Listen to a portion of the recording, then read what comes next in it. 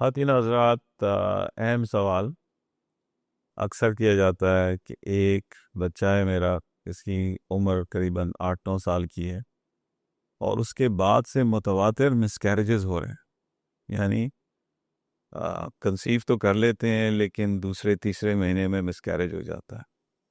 تو کیا یہ اس کی وجہ ویریکوسیل ہو سکتی ہے؟ جواب ہاں میں ہے۔ ایک بڑی وجہ اسپرمز یعنی میل فیکٹر کا اب نارمل ہونا ہے۔ جب بھی آپ کے میل فیکٹر میں ابنارملٹی ہوگی، یہ اللہ کا نظام ہے، قدرتی نظام ہے کہ اس پریگننسی کو نیچر آگے نہیں چلنے دیتی، چاہے انسانوں میں ہو چاہے جانوروں میں ہو۔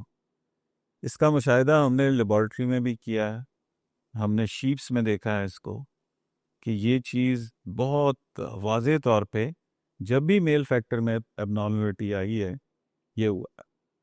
اس کے مقابلے میں فیمیل فیکٹر کا رول ہے لیکن اتنا بڑا نہیں ہے، ٹھیک ہے؟ فیمیل فیکٹر کا رول ہے لیکن اتنا بڑا نہیں ہے، وہ بہت ایکسیپٹنس ہے فیمیل فیکٹر کے اندر، لیکن جہاں میل فیکٹر اب نارمل ہوا وہاں مسکیریج ہوا۔ اس کے ساتھ ایک اور چیز جو اہم ہے وہ یہ ہے کہ کزن میرجز، اس کو آپ اوائڈ کیجئے۔ اس میں کیا ہوتا ہے کہ وہ بیماریاں جو چھپی ہوئی ہوتی ہیں، جب دو جینز کٹھے ہوتے ہیں تو اس کا، جیسے تھیلیسیمیا ہے، ٹھیک ہے، ہیموفیلیا ہے، یہ وہ بچے اگر پیدا ہو جائیں تو وہ آپ کے لیے اذیت بن جاتے ہیں۔